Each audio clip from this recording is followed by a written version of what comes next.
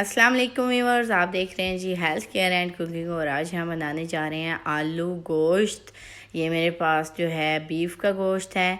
हमने सबसे पहले जो इसको जो है वो बॉईल कर लेना है ताकि ये अच्छी तरह से गाल जाए। मैंने इसमें तकरीबन आधा किलो गोश्त था, 1 किलो इसमें पानी डाला है। मैंने इसको 15 मिनट के लिए बॉईल कर लिया है। बॉईल करने के बाद आपने इसकी जो यखनी है, जो इसका सूप है, वो आपने अलहदा कर लेना है। और जो गोश्त है उसको भी आपने गोश्त को अलहदा कर लेना है। अलहदा करने के बाद चलते हैं जी अगले स्टेप की तरफ। मैंने इसमें तकरीबन जो 3 हैं वो प्याज ले लिए हैं। देख सकते हैं जी आप इनका साइज़।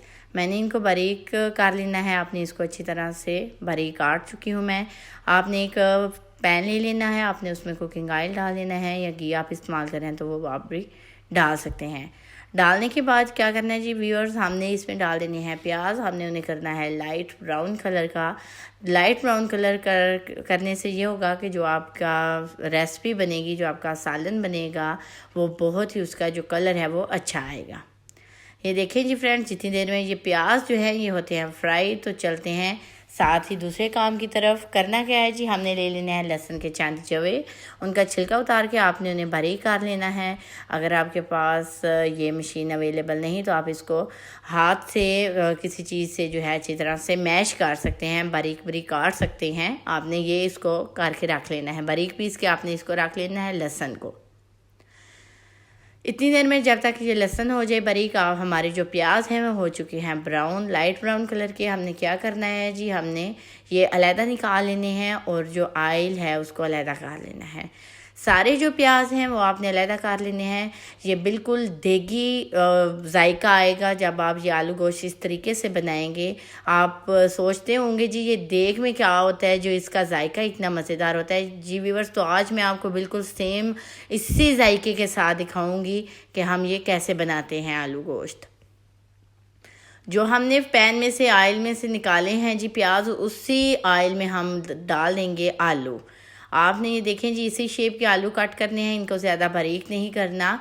और आपने इनको भी फ्राई करना है। इतना फ्राई करना है कि ये बिल्कुल जो लाइट ब्राउन कलर इनका आ जाए। ये देखें जी फ्रेंड्स, और ये गाल भी जाएंगे और ये लाइट ब्राउन कलर भी इनका आ जाएगा। देखिए बहुत ही यूनिक कलर आया है इनका जब इनको आप फ्राई करके अलहदा कर लेंगे।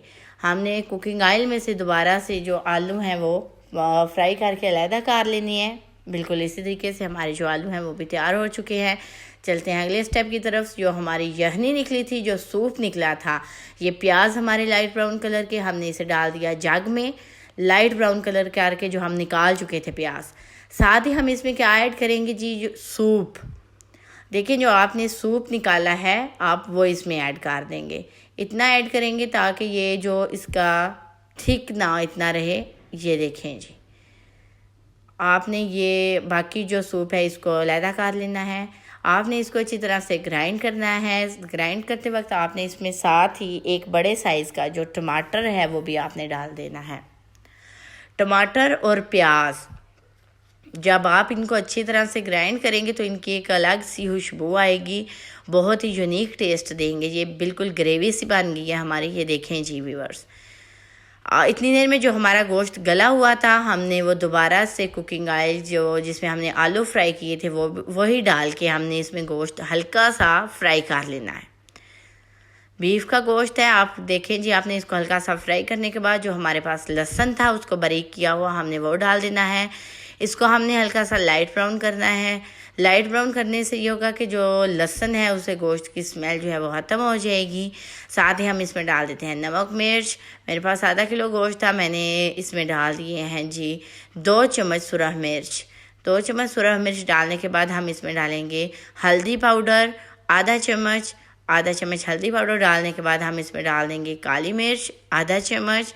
हस्बे ज़रूरत आप जितनी मिर्चें इस्तेमाल करते हैं। ज़ीरा आपने ये ज़रूर डालना है, आधा चम्मच ज़ीरे का डालने के बाद मैंने जो ग्रेवी बनाई थी जग में, मैंने वो डाल देनी है। ये देखें जी, जब हम ग्रेवी डालेंगे तो बहुत ही माशाल्लाह से अच्छी इसकी ग्रेवी सी बन जाएगी। कलर बहुत डिफरेंट सा आ जाएगा। ये मैं आपको दिखाती हूँ जी, बहुत ही ज़बरदस्त किस्म की जो हमारी रेसिपी है वो तैयार होने जा रही है। ये देखें माशाल्लाह से। हम नमक डालना भूल गए थे चूँकि, तो अभी हम डाल लेते हैं। आधा चम्मच हमने नमक डाल दिया है। कोई बात नहीं, आप बाद में भी डाल लें। आपने इसको अच्छी तरह से फ्राई करना है। फ्राई करते वक्त आपने जो सूप बचा था वो थोड़ा सा डाल दें। ये देखें जी, थोड़ा सा ही मैं डालूँगी, बाकी जो है वो मैं फिर रख दूँगी। जब हम शोरबा बनाएंगे तो हम पानी की जगह थोड़ा सा ये भी डाल लेंगे। अच्छी तरह से फ्राई करने के बाद हमने इसमें डाल दिया पानी। आप जितना शोरबा रखना चाहिए आप उतना पानी डाल सकते हैं। ये देखें, पानी डालने के बाद जो फ्राई किए हुए आलू थे हमने वो डाल देने हैं।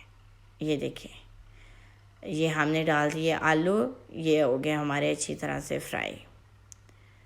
आपने इसको बॉयल होने देना है जब तक ये इसका जो पानी है वो अच्छी तरह से पक जाए। 10 से 15 मिनट के बाद हमारा जो सालन है वो हो चुका है तैयार। ये देखें जी व्यूअर्स, साथ ही वीडियो को लाइक कर दें, शेयर कर दें, कमेंट्स में मुझे ज़रूर बताइएगा वीडियो आपको कैसी लगी। और जो मेरे चैनल पर नए हैं सब्सक्राइब करना मत भूलिएगा।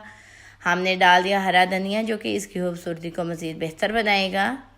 ये देखें जी व्यूअर्स, माशाल्लाह से हमारा जो सालन है उसका कलर भी बहुत ही डिफरेंट आएगा। और जब आप इसको घर में बनाएंगे तो बिल्कुल देग जैसा जायका आएगा, बहुत ही डिफरेंट आपको जायका मिलेगा। एक यूनिक स्टाइल से बनाया है मैंने। ये देखें जी व्यूअर्स, हमारी जो सालन है माशाल्लाह से उसका कलर भी बहुत ही डिफरेंट आया है। ये देखें जी, इंशाल्लाह फिर मिलेंगे आपके साथ एक नई वीडियो लेकर, एक नए स्टाइल से, एक यूनिक से रेसिपी से। अल्लाह हाफिज़।